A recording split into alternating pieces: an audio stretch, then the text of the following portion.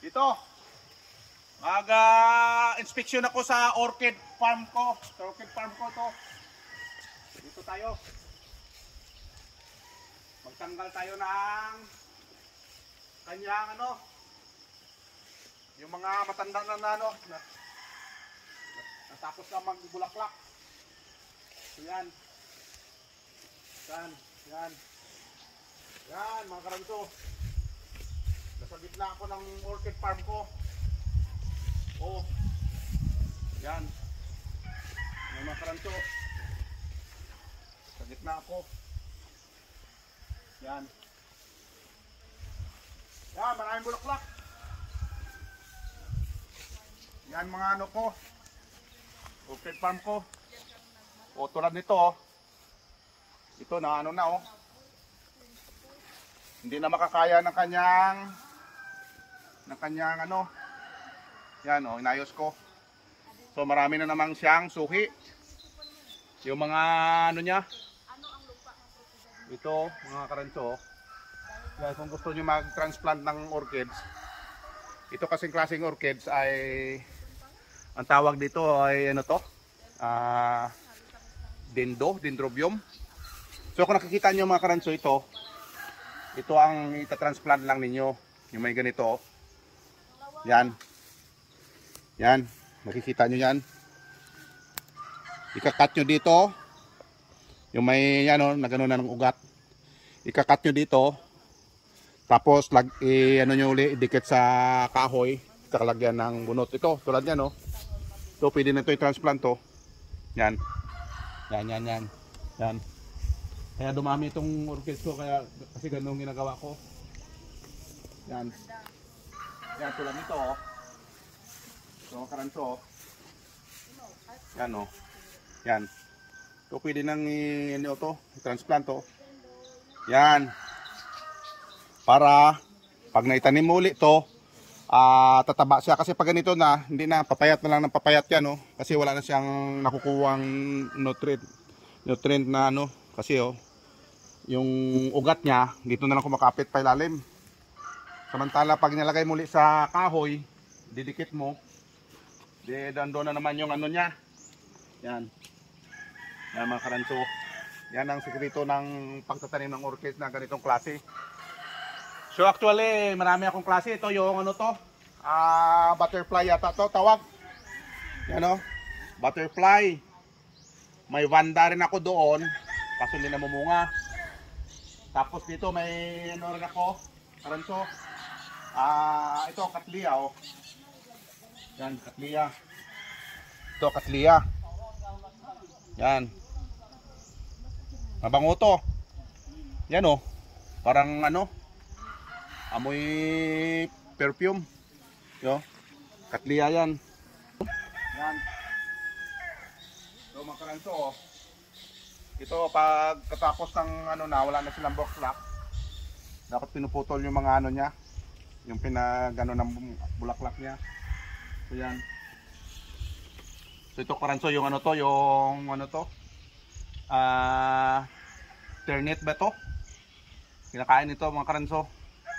Yan sa mga ginahalo sa salad to. Maraming to gamot. Yan Yan.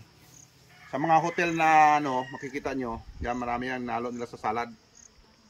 Yan Ito mga karanso, ang tinatawag na blue ternit. Marami akong tanim yan doon. Kaso dito kasi nagsukal lang kaya tinatanggal ko. Pero actually itong blue ternit maraming benepisyo sa ating katawan. Una-una, pwede mong gawing tsaa ito. O kaya mo sa sinaing mo. O kaya kainin mo ng fresh, parang salad yan. Tulad yan tuwing umaga kumakain ako nito. Kasi maraming dalang benefits na sa ating katawan. Maraming sakit na kanyang nagagamot. Yan yan, manamis-namis siya mga karanso. Yan tuwing umaga magpitas ka lang. Saka kumain ng kanyang yan Yan. Yan mga karanso. Ito karanso. Itong orchids, ibang variety niya, malaki ang bulaklak. So yan. So ito, punta tayo dito. Tawag Three. ito, dates ba to? Yan.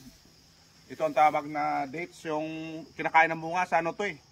Sa Middle East, marami to. Yan. Marami akong tanim doon, kaso hindi pa lumaki. Oo. Ito ang mga ano ko, karanso. Orchids na banda. Yan. Ito tao yan, oh. Yan. Kaso medyo ano to. Bihirang ano, mamulaklak. Yan, oh. Yan ang banda. Yung karamihan nito as dendrobium. Mayroong dancing lady. Ito, ibang kulay, oh. Yan. Yan, dancing lady. Yun, dancing lady. Ito ang dancing lady. May kulay ano ito, violet. Ayun. So, yan o. Sandali lang mag-maintain ng ganitong klaseng orchids. Hindi siya masilan. O yan o, kita nyo, daming bulaklak o. Ganda na kulay nito. Yan, tanim ni, ano yan, ni misis ko. So ako lang nag-maintain. Yan o, kasama o. Yan. Pause muna.